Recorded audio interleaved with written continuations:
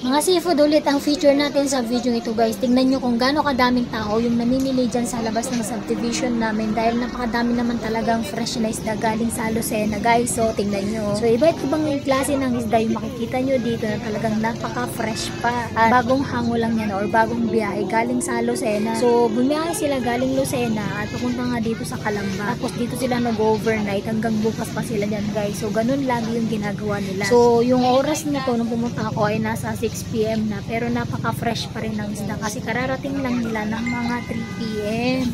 Ayan guys, so sa iba't ibang klaseng isda talaga yung makikita mo dyan na ngayon ko lang din nakikita yung mga iba. Dito lang din ako nakatikim ng mga ganyang iba't ibang klase ng isda. So dito rin ako madalas bumili no ipon na niluluto ko at saka yung mga galunggong.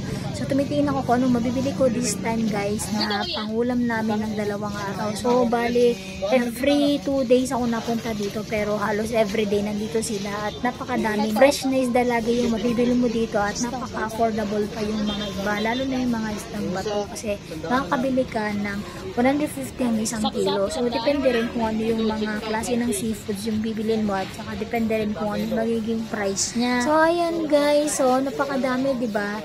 So, swerte kami kasi napalapit kami sa mga sariwang isda at bagong hango lang yan galing sa dagat. So, diba, napakadami pa yan guys. So,